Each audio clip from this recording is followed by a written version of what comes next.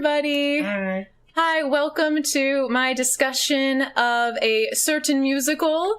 We have the Mythology Guy here, the man, the myth, the legend. Thank you. And as you guys, some people might know, on this channel, I like to talk about musicals, and of course he likes to talk about myths. So, Truly. obviously, what musical we're reviewing is Hamilton. Of course, Yes. Hamilton, because like a lot of people think Hamilton was like a real person. They think that was like It's a real historical thing. Dude, what are you, like 6? That was so made up. That was so made up. Stupid, you know? I mean, my God, guys. Yeah, that's grow embarrassing. up. Yeah, honestly, yeah, no. Obviously, that is not the case. I don't think Alexander Hamilton, had to sing to get to the Underworld or whatever the heck. Anyway, obviously we're talking about Hadestown, the musical. And we're here to review Hadestown. Yes, it's finally happening. Yeah. I know a lot of people want you to People have been asking me up and down to check out this musical because I'm really into mythology, and since you're the big musical person, I thought it's natural that you would have a lot to add to it, and I could have a lot to add to it. Absolutely. Absolutely. Equipment's over here at your place. You shouldn't all just be here and look pretty. Yes, there we go. I don't want your advice on how if there's any different things with this and the different mythology things or any of course interpretations. The story is myth related. I don't know if anyone was able to pick up, but there are characters in this story named Hades and Persephone, and I know these are very lesser known mythical characters, but they are actually in Greek mythology. I know, who would have thought? It's a huge shock. Not Hamilton, but of course not. No, absolutely. Yeah, I know. Big disappointment that the characters from Hamilton and we were very, very big fans of Hades and Persephone in this musical. They steal the freaking show in this. Absolutely. And they're like one of the major highlights. But in general, Andrew, what did you think of the musical? I really enjoyed it, honestly, overall. I wasn't sure what to think going in. People built it up a lot, but because it is about Orpheus and Eurydice. It's the tale of them. Yeah, honestly. But musicals are pretty hit or miss for me. And this one, I'm happy to say I was able to enjoy it quite a bit. I enjoyed quite a bit of the music, and I enjoyed, like I said, I loved Hades. I really loved Persephone. Orpheus and Eurydice were all right. Like, I didn't love them as much as the others, but they did their jobs well. Like, and of course, Orpheus, they have some wonderful songs. Like, I loved Wait For Me. That's a fantastic song. Yeah, absolutely. Re-listened to that a few times. Yeah. Like, unfortunately, when we watched this show, we had to watch videos of it online because we couldn't go see it live because right now we got a lot of stuff going on in the world. Yeah, like Broadway is not open until September. But we wanted to see it. Even watching it online through somebody's camcorder, through a slime tutorial, still very enjoyable. And unfortunately, you did show me Wait For Me in all of its glory, like the Tony Awards performance, and I was like, here we go with the way that was. I was like, I feel like this is how it was meant to be seen a little more. Absolutely. I wish we could have watched the whole show that way, but it was still a good show.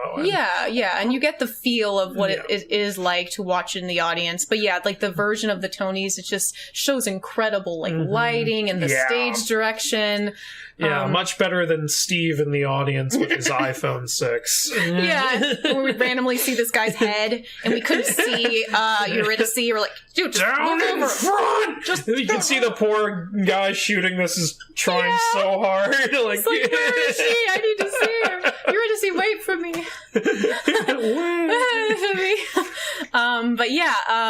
This musical was it definitely hit the major beats of the story of Orpheus and Eurydice's tale from what you told me. Yeah. But there was some different things about it as well. Yeah, they and that's because this musical is trying to reimagine the story. Absolutely. In more it's an interpretation of it. In more of a steampunk era New Orleans style show. Yeah. And I even think there might have been some I don't know, nods to the Great Depression era because in the area that's not Hadestown, i.e. the Underworld, everyone's very poor and struggling and everything. They're broke ass, even though Eurydice is daughter of Apollo, but she's broke. But she's but let's not talk about that. It's not like nymphs who are children of the gods are in any way well off.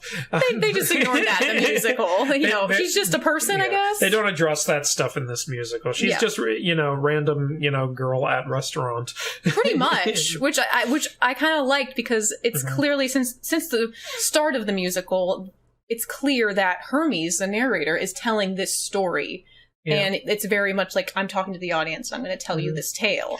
Yeah, Hermes is very much the narrator. They portray Hermes in a way I've never really seen him portrayed before. Yeah, you were surprised. Yeah, I was surprised. Yeah. I was like, who is this guy supposed to be? And he says, Hermes, that's me. I was like, it is? Like, whoa, no shit. And wouldn't have guessed. Cause he's a much older gentleman. He's the oldest in the cast. Wearing like a suit, like a silver suit. It's like silver hair and everything. Decked out, looking fantastic. Not how I typically picture Hermes. I typically picture him like 20-year-old, mischievous guy, helmet and everything. It's like... but he was great, right? But also, here's the thing, the character is still good in this. Like, he's very well done, very interesting. And, I think I know why they made that character Hermes, like the narrator, because Hermes is the messenger god, so he's, informing all this. Also, Hermes is involved in the story of Orpheus and Eurydice. He's the one who...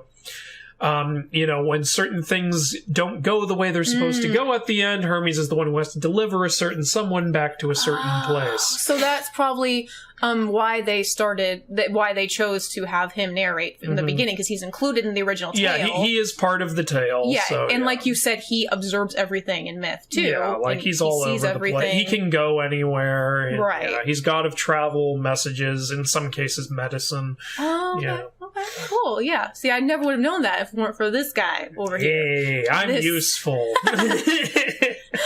Much more than that. It's clear that a lot of love was put into this story, and the people who created it definitely have a love for mythology, it seems, or at least the tale of Orpheus and Eurydice. I'm going to go out on a limb and say the writers of this were big Hades Persephone shippers. Yeah. That's a big thing going on right now in the myth community, all this love for Hades and Persephone as a couple. Because they're awesome. They're like the new, Morticia and Gomez. In some ways, yes. Not really. They're not the same, but I mean, how much people I wouldn't love be them. Surprised if that's how they were down there. Maybe, I don't know, but I would say we both agree. The actors who played Hades and the actress who plays Persephone really stole the show. Those two are having a blast up there, and so great. Oh god, both of them are fantastic. Hades, in my opinion, is the best part, and that's no disrespect to Persephone, and it's not her fault. The actor playing Hades has an unfair advantage. He has the most buttery, amazing voice. This raspy, deep bass voice. Hey, little song. I can't do it justice. No one can. Soundtrack. No one can, but it's incredible. His intro, his first line lets you know what kind of guy. He comes in a suit with sunglasses, comes in like smoke all around him. I missed you, baby. Yeah. Yeah. Because Persephone's like, you're early. And he's like, I missed you. He says it so deep and yet projects it so well, and in that raspy, whatever it is. That noise. It's perfect. Freaking American Airlines pilot. Wait, hold up, what? As they go. Hey guys, we're gonna take off on the plane. These are really, really bored pilots. You're never going to watch that movie you're trying to watch because I keep interrupting it. Wow, my dad's a pilot. And that's just how he sounds. It's just like that. Exactly how it is. Absolutely. I wouldn't be surprised if the guy who played Hades, like I said to you earlier, he didn't even audition for this. They were just sitting there casting, I don't know what we're going to do. We need an actor to play Hades. Ding dong. Oh, that's the pizza guy. I got a large Italian sausage for the director. You're hired. You're hired. What? we want you to play Hades in this show. I'm not an actor. We'll get you lessons. We need that voice. It doesn't matter. You could sing Happy Birthday and people would love it. I want that man to read me bedtime stories. Well, he has that presence of Hades, so yeah. Yeah, exactly. He's amazing. I want that man to sing me bedtime stories. Yes. Yeah. It's not just his voice though too, like the actor commands the stage. Exactly. He's got such a presence, honestly. Yeah, everyone was cast really well. Bringing up Hades' voice, I really did like the contrast of Hades' voice in comparison to Orpheus' Yes, voice. exactly. It's so different. Hades is such the deep, like, demanding, commanding voice, and as opposed to Orpheus, who sings so light and so high. Like a lyre, which is a lyre player. A lyre player. He sounds like just a lyre. It's like, he sings like second soprano / alto female notes. Yeah, he's hitting those notes like before he went on stage in the back, like they kicked him in the balls before every take. It's like, are you ready? Yeah, I'm ready. I said, are you ready? I'm ready. Yeah, to give you guys an idea, if you watch the Wait For It performance, that is like the lowest he sings almost. That song. Yeah. Which isn't that low, but like it's like a normal like tenor male range as opposed to he goes very high. The actor does it beautifully. It's so beautiful. Oh yeah. And it makes sense because like we were saying, he sounds like the lyre performers in like Renaissance time. Yeah, he does. It's like really how I imagine they would have performed it. So that's a nice little, I don't know if that was intentional or not, but either way, it's a nice little attention to detail, nice little nod. It's fantastic. And even though he doesn't play the lyre in the musical, he does say he does. I was so offended by two things about this character. One, the lack of golden curly hair. Show ruined. How dare he? Show ruined. You just walked out. Where is my representation? And two, he literally says at one point in the show that he plays the lyre, and then he proceeds to pick up a guitar, and I went, excuse me, that is not a lyre! You're a liar! If only Persephone said that, Eurydice said that. Yeah. But instead, she says, oh, a liar and a player. But I like yours better. I like hers too. But you're right. He lied. He's a liar. It would have been hilarious if he picked it up and she said, "That's not a liar." He said, "Shh." It's like, don't worry about it because like it makes more sense for the music in this for me to play the guitar. So that's my reason. How much a lyre costs these days? Also, I don't know who plays the lyre anymore. If the actor, probably the actor. He already had the skill of the guitar, and again, it probably just made more sense for the music for him to play the guitar, but I do like that he at least says that he plays the lyre. He said, I also play the lyre, which is, again, an homage, or not homage, but a reference to the original tale, and they have a lot of those, even if it's not, like, literal references. Yeah. They do have very... They make it very clear that they've read the story. They do some interesting, like, kind of changes with it, because I feel like they're trying to remove the mystical element from the story. Yes, which I usually wouldn't like, because I love fantasy, you do too. Yeah, I do too. But it works, I love it. There's a thing where you can tell if someone's clearly trying to go for a distinct style and a reimagining of the story. And they're really embracing that. As opposed to they're trying to say, this is the definitive way of telling the story. I don't think they're trying to do that. No, I don't think so at all, because speaking of another thing that was different from the original myth was the way that Eurydice goes down to the Underworld. Or now, Hadestown. one of the main things is they don't really call this the Underworld, even though they have symbolism to suggest it. Like, they have this really cool thing where anytime someone goes into the Underworld, the middle of the stage, they descend there is three parts of a descending stage in this, and the middle goes down. The freaking stage is, I think, one of the most iconic things about this musical, how it's got all these rotating, rings, and then the very middle can raise and descend.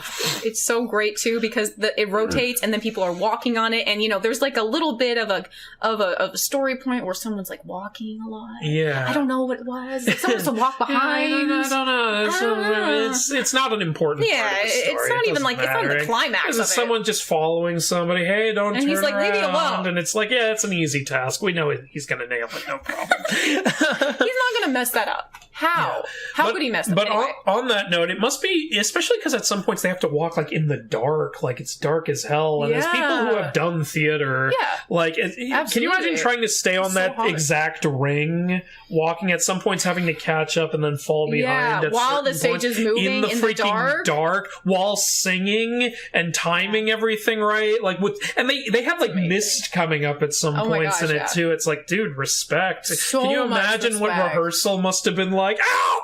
Just stepped on my toe again. Oh, damn, you ran right into me. Yeah, honestly, like, that is just shows their Broadway performers are just vocal athletes, and just so professional and so on it. Honestly. And everybody was so amazing in this. But on the note of the thing that they changed, they don't say this is the Underworld. They say like Hadestown. I think they're trying to say it's like a factory. Yeah, they never. Like the closest they come to saying it's the Underworld is when they call Persephone Our Lady of the Underground. Yeah, they never actually state it, which I really like, actually. Yeah, it's a nice way to keep it a little vague, so that you can. It's also a good way to avoid like certain criticism about certain things. It's like, well, we never actually said. We're not going to get too like religious about it. Yeah, they make Hades kind of a little bit of a Rumpelstiltskin in this. Like the people who work for him, like, are there under like contract or something? Because no one's dying and going down there. It seems. Yeah, they agree to go through a contract, which is what happens in the musical with. Exactly, with Eurydice. Like, they replace, like, shades, like, literal dead spirits with people who have basically, like, they might as well be dead, because they've been working, like they work like slaves so much that they've just pretty much lost all of their emotion and everything. Yes. And they're, like, I don't know if they're, like, building a wall or something. He makes a song, he does a song called Why Do We Build the Wall? It's a really great song. It is a very good song. I've re-listened to it a couple of times. Very nice. And they have, like, so in the actual story of Orpheus and Eurydice, Eurydice dies by getting bitten by a snake. And as a result, goes into the underworld. In this, they change it. She's in a snowstorm, a blizzard, because it's winter because Persephone's in the underworld right now, something that the Percy Jackson movie doesn't understand. Apparently. We'll get into that in another video. Possibly. She's in there, like, her food either gets blown away or stolen. I was having trouble telling which they were trying to say. Well, they in the musical, they have the three fates, and they seem to be pulling her belongings away, and she's going and she's struggling in a storm, which makes it seem like this was fate for her to do this. I was gonna say, my best guess is that, like, that's just like someone wasn't literally yanking the food out. It's a symbolic of fate, like she lost, like it's part of her path that she just loses her belongings. Like, the fates are ripping it away from her because they're deciding how her story goes. Like, that's just symbolic of it. Absolutely, yeah. So she's struggling because Orpheus is just off trying to come up with a song. He's out there like, how do I write a song to bring back spring? Orpheus, not no. He's like, Eurydice, can't you see I'm trying to make?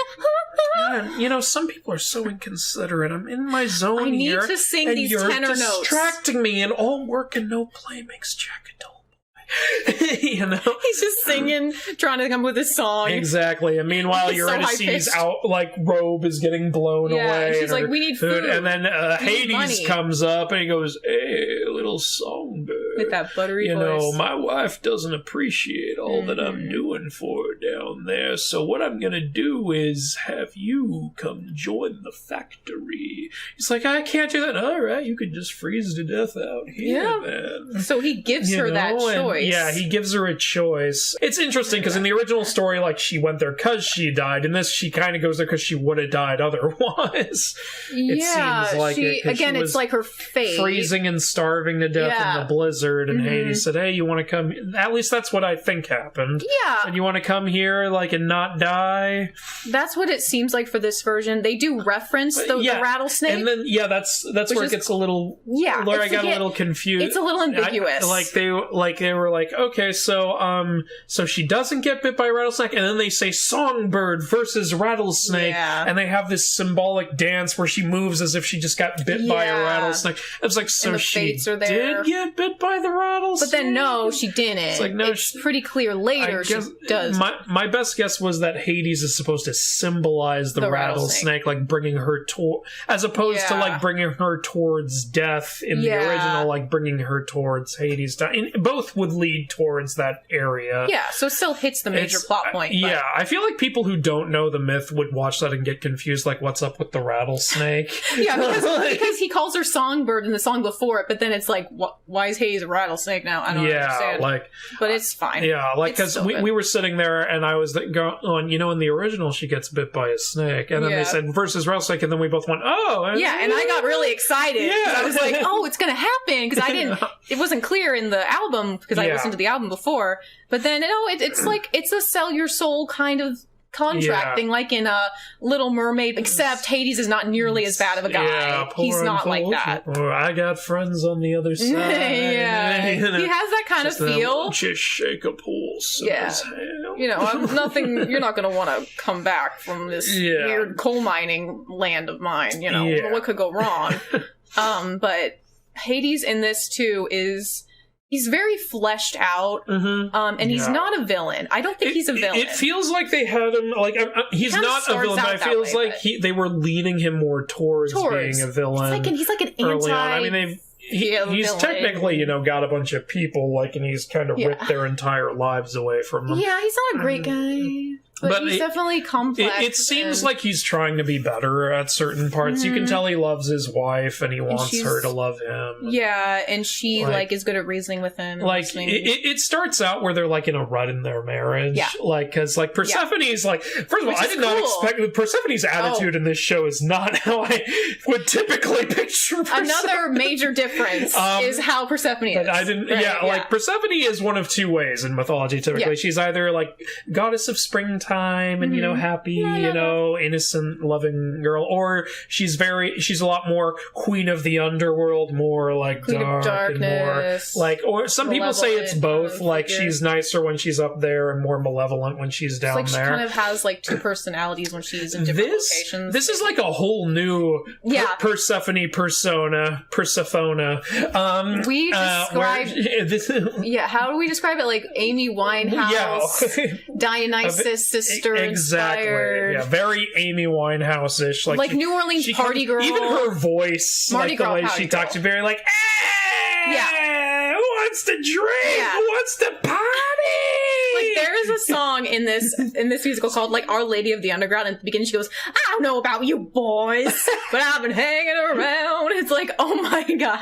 The way I like to think of it is so like she had that innocent phase and it's been a while. Yeah, like she's gotten kind of jaded and like fed up with her situation, which explains a lot about the rut in their marriage. Exactly, yeah. Like she's very interesting. You know, they're And I really did like, too, that, like, they were going through, like, a rut in their marriage, and also kind of seems like Hades is having a midlife crisis. Like, he didn't buy a motorcycle to, like, get better, or, like, to feel different. He decided to make this big industrial electric city, as he calls it later. Yeah, it was pretty, like, you know, that's a good point, the whole midlife crisis thing. Like, it might be what's going on, something to do with it. Yeah. Because these characters are clearly, like, time has passed for Hades and Persephone. They've been in this situation a while. They say later on, like, we used to have a love like Orpheus and Eurydice had, but now, like, they have a thing where, like, she goes up top and she's like, yay, party! And then when it's time for him to go, she's like, oh, that was not 6 months? Yeah, she says that. Yeah. And she goes down and the first thing she does is start complaining. Yeah. Like, she's like, I don't know who you are anymore. In the coldest time of the year, why is it so hot down here? And then a crucible. In the darkest time of the year, why is it so bright down here? Yeah, because the world of Hadestown has changed so much. Hades is there like, well, I don't know if you noticed, but I set up a lot of nice things here for you. I mean, look, we've got a new Lexus 2018 right there, you know. Oh, yeah. Mm-hmm, you know, it's a little thing for you, you know, and I got everyone slaving away, you know, on all this stuff. And she's like, I'm not impressed. And he's like, well, you know what, you're kind of a dick sometimes. So I'm going to go find someone who will appreciate me. Just because I'm the god of the dead doesn't mean it doesn't hurt. And then she's like, screw you, I want to go party up in the springtime upstairs. Why are we making these voices? Because that's what they did. Yeah, kind of. Well, not that. Yours, I don't know where mine's coming from. But what was I going to say? Yeah, we obviously loved both of them. Yeah, they were fantastic. I could just watch them for so long, honestly. Absolutely. Another thing that you mentioned is how if you're ever going to make a myth-related musical, this is the one to do This is probably the best one to do. Exactly. Yeah, if you're going to make a great... Story. Because Orpheus's story is literal song and singing. Yeah. Like, it's about how... most heroes, when there are heroes who have gone into the underworld and gotten out, and it's always been because I'm such a badass. Yeah, I'm so Heracles strong. Is like, I'm so strong. Boom! Theseus, I'm like, I'm a warrior. Boom! Yeah. Odysseus, like, I've been through worse scrapes than this. Orpheus is like, if I sing a lovely song, will you let me in? Will you let me past all your gods? Like Cerberus. Yeah. Cerberus. If I could have my wife back, that would be really nice. And then Hades is like, well, you think you're such hot shit. Yeah. Why don't you sing me a song and convince me to let Eurydice go? Yeah. And that's a big moment for Hades, too, because he has all this character growth, and he realizes, like, the love him and Persephone once had. Interesting. It's so good. And Persephone sees them together, and she's all like, how can you turn them away? Yeah. Which is in some of the myths, too. Like, a little bit of... Okay, good. There are some where, like, Persephone has to, like, convince Hades because he's kind of on the fence, and she's like, oh, hon, can't you just let him? Let it slide. And in the myths, Hades is like, well, I can't just let dead people leave the underworld. Then everyone's going to want to leave, so Hades has to come up with, like, a price. That's how the myth goes. Yeah. And they do something like that here. They do, which is really cool. Because, like I mentioned before, they're... In the musical, they have the three fates played by three women in the ensemble. I'm glad it's three women. If it was three men, that would be weird. Yeah, it'd be an interesting interpretation. It'd be a little bit far-fetched, even for this musical. It'd be fine. But their harmonies are incredible, by the way. The fates are fantastic. They gave me some muses from the Hercules movie. I was thinking the same thing. I was like, are they going to reference that? But no, it's the fates. Yeah, that was another thing I was trying to guess when they were introduced. I was like, okay, we got three women there. Could be the fates. But we're in the underworld. It could also be the Furies. Is it just three of the muses? And they said the fates. I'm like, okay, they're the fates. Yeah. Perfect. Yeah, there we go. And they have, there's that part which I really liked, you really liked, that really, again, just fleshes out Hades even more of them. They're basically like his internal monologue of like what he's going to do, how he's going to let Persephone. That's another great song they sing with the Fates. But there's this like internal dialogue in Hades' head that the Fates sing about what he should do with Orpheus and Eurydice. Like, should he let them go, or should he be a jerk? Yeah, it seems like he wants to let them go, but it's like, hey, you let him go, you're a weak ruler. Like, you have all these other workers. Are they going to want to leave too? There's going to be an uprising. And it's like, but if you don't let him go, you're heartless. Your wife's probably going to get mad at you, and you're probably going to be mad at yourself too. You can kind of see the actor does a good job of showing the struggle. Like, he's like, like, it looks like he really wants to let him go, and he's.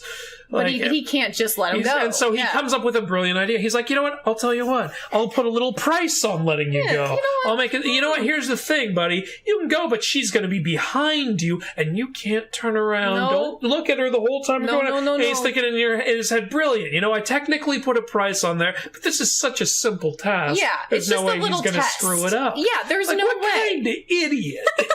He has one job, and there's no way he can mess it up. Yeah, it's just stupid. I'm basically letting him go out. And while they're walking out, the Fates are behind them singing, doubt, doubt, doubt.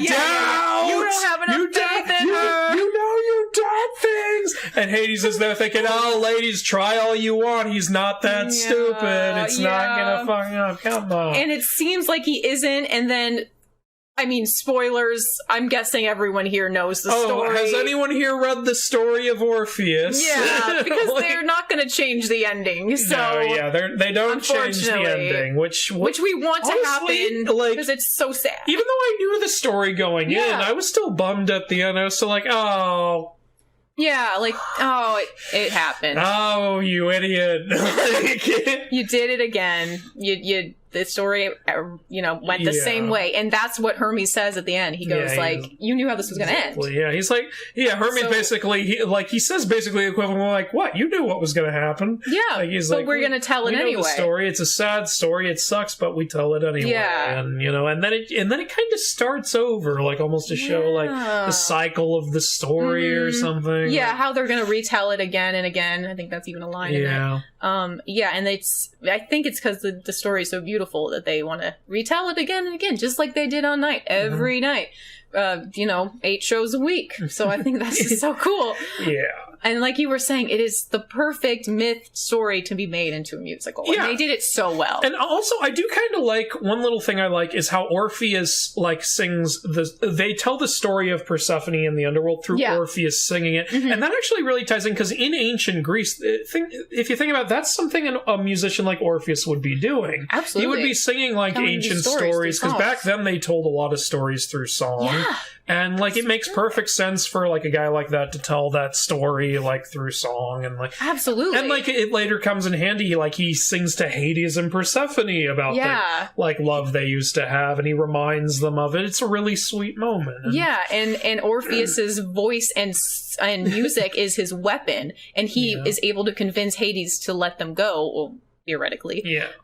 And he, eventually, obviously wants this thing to get rid of winter and all these things. Yeah. So it just, like, makes so much sense that it's a musical. Yeah. That it's a musical, if you can hear that. This is a perfect, really, story to turn into a musical. It would be, I think, any myth enthusiast's first choice. Yeah. Because it's like laid out for you. You have a musician in the story right there. Absolutely. And honestly, I always thought, I remember, I think, all the way back to when I first read the story of Orpheus, when it describes how he sings so beautifully, he's able to get into the underworld. I'm like, really wish I could hear that song if it's that freaking good. Yeah. And they do a pretty good job of it here. Yeah. Absolutely. Honestly. Because they have this guy's voice who's just heavenly. Exactly. Very high pitched, but amazing.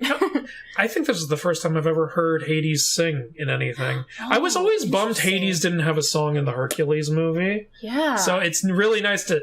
I can't think of anything else where Hades sings. If you guys know of anything, I'd love to hear it. That's funny you mentioned that, because I was on TikTok, and there was this TikToker who talks about, like, unknown musicals, and he mentioned something about Hades and Persephone musical. I don't know anything about it. I think there might be, like, one just about them. I don't know how successful it was. Unless he might have been talking about this in some way. Maybe. Because this is both an Orpheus musical and kind of a Hades and Persephone musical. Yeah, absolutely. Yeah. Absolutely. And then, there's obviously, like, Hermes. Those are the 5 main people in it. What was I going to say? But Hades, just to clear this up, he's not evil Hades like in Hercules. Oh, no, yeah. He's not just some, like, villain. Yeah. Like I said, he's a little Rumpelstiltskin-ish with the whole sign this deal. But he's also, a little Once Upon a Time Rumpelstiltskin-ish in that he's a 3-dimensional character. And, it's interesting to see that he can change his mind, and he does listen to his wife. And, like, he's very strict, but he's not, like, one-dimensional. Absolutely, yeah. He's just super, like, fleshed out, and a lot of most of the characters are. And I love this musical, and you're right, I've never heard Hades sing, and it's just really cool to have a myth musical. I mean, apparently there is a Percy Jackson musical we should check out. Yeah, we definitely should. But that's not, like, based on a single tale, but we want to do that soon. If I were to change one thing about this musical, I would have had more of the musical. I told you I like the second half more than the first half. Yeah, which is funny because I like the first half more. Yeah, but it does stick more to the story in the second half. Exactly. It is partially because of my own bias of the fact that the second half is, like, in the underworld, and I like that stuff. And you love Hades. So what I would have done is I don't know if this would have tacked on maybe 20 more minutes or something, but I would have had a little more of Orpheus's journey through the underworld as he's heading to Hades. Like, after I would have had him walking through the underworld, and I would have had him encounter Pirithous on the bench. Like, for you guys who don't know, Pirithous tried to go kidnap Persephone from Hades, and as a result, he is now trapped on a bench forever or a rock, depending on the version. And I would have had him encounter I would have had a number where Orpheus goes, like, "Will you tell me your tale?" to the different people he encounters. and each one has like a short segment of a song where they sing about what they did and why they're there. I would have had him like encounter Pirithous on the bench, encounter Sisyphus pushing up the boulder. I feel like it would have been a lot of other nice little references for myth. And maybe if you want, modernize it in your New Orleans way in some way. Like Sisyphus can be another worker, he just has the heaviest load. Right. And it's like, he could have said... And he's been banished. You could tie it into his story. You could say, like, I signed an agreement with Hades, but I tried to trick my way out of it. As a result, now I carry this load alone, or something like that. And then he's like banished. He can't go back to the other world, but he can't go into Hadestown, so he's like stuck in between or something. It'd be really cool. Yeah, I think they definitely ground it with just like these 5 main myth characters, which was good. But yeah, if you want like, more myth references, not that much in the music. There's enough, but there's not a whole lot. But that would be a good way to make that more, I don't know, myth related. But again, it's definitely the story of Orpheus and Eurydice, and then Hades and Persephone play a huge role in that. Yeah. So it's really great. What was I going to say? Oh, yeah. Since now that I've listened to the album, you've now listened to the album. We haven't seen it live, so there's that. We can't have the full effect of what it would be like, but what would you like rate this out of 10? I still haven't seen it live, but I'm still kind of sticking to what I told you before I read the album. I think I'd still give this an 8. Okay. I do give this an 8 because I even though some of it was a little hard to understand, I thought the symbolism and the hints and everything were very smart and very interesting to think about. Yeah, just in general. Like you and I have talked about, like, is the Underworld supposed to be the better place or like the worst place? Like you were like, hey, up above seems like everyone's broke, and in the Underworld it seems like it comes alive. And I was thinking, but technically in the above though, people were partying right up until the Underworld. Where, like you said, people are slaves and drones. Like, so it's kind of hard to tell which part is supposed to be the better part, or maybe you could say both have their ups and downs. Exactly. Just like the real world. Look at that. It's all a matter of how you handle it. Yeah, exactly. And your choices you make and stuff, which, again, I think there's a lot of messages that reflect the real world, and then a lot of symbolism with the myth. It was just this, like, perfect little musical myth sandwich to me. I got a lot of respect for the effort it must have taken to block this show. And the lighting is incredible. I don't think they did what they did at my, productions with the little glow-in-the-dark tape on the floor. I don't think that would work on a rotating platform. Yeah, it might give it away, since everything's in pitch black, especially at the end. Exactly. So I've got a lot of respect for that stuff, and the music is very good, and the actors are freaking pouring their heart into this. Absolutely. So good for them. Honestly, I give this an 8 out of 10. I would like to see it live. I would go with friends if I could. Oh yeah, I love that. I mean, Broadway will open in September, I think. So maybe.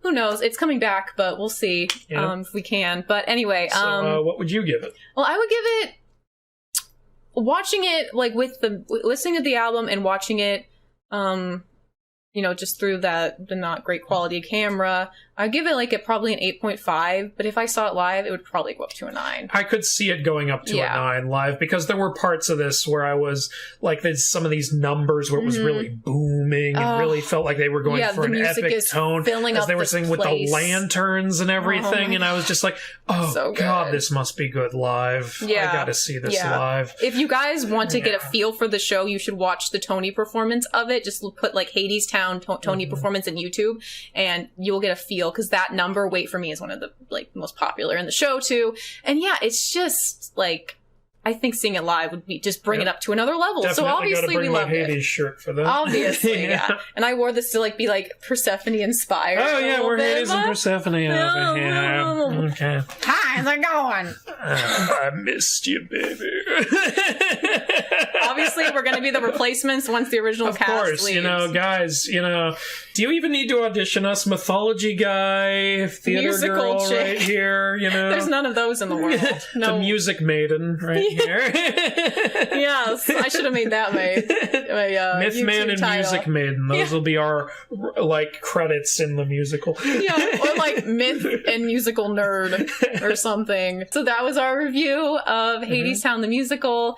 I loved it. I love the myth references, and just the musical in general, and now I want to learn more about Myth. I'd say check it out. Yeah, it's a little hard to check out right now, but at least maybe just look up the Tony performance and see what you think of that. And if you like that, listen to the album. Yes, it's great. Yeah, and then when it's out, maybe you can go see it with some people. I would say you probably have to be at least a little into musicals to enjoy this. I don't think this is going to convert a lot of non-musical fans at all. I agree, because a lot of it is singing. There's not a lot of dialogue at all. Yeah, nearly the entire thing is song. Yeah. So, told through a story. I know there are some people who that's a turnoff for. Yeah. So So just disclaimer or warning or whatever. Since you're wearing this is your art shirt, right? Yes, for your game. This is original artwork for the game. Okay. Just a question. What of the characters in the musical are in your game? Hades is in it. Persephone is in it. Hermes is in it. Awesome. Orpheus and the Fates are not yet in it, but might be in the future. Okay.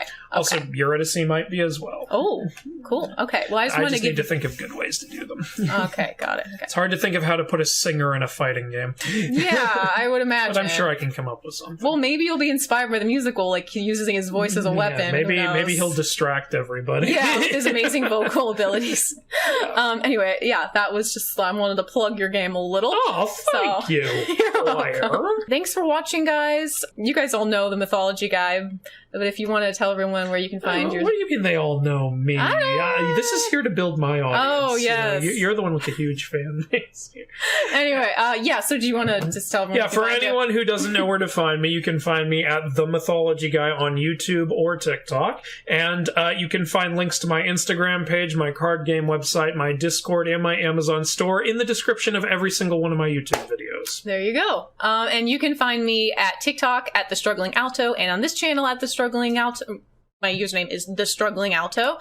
And I hope you guys liked this. I'm gonna be, right now, my channel just has, some musical theater shorts and some, covers, but I'm trying to hopefully do, some more longer videos like this soon about, commentary, musical review, maybe even musical reactions, movie musicals, but... Anyway, if you've got any in mind, feel free to let us know. Yeah, you can comment them stuff you want her to look at, some stuff you might want us to look at together. Because we probably will want to do a review of Percy Jackson, the musical. Gotta check that out. Yeah, so I hope to have you back on my channel soon in the near future.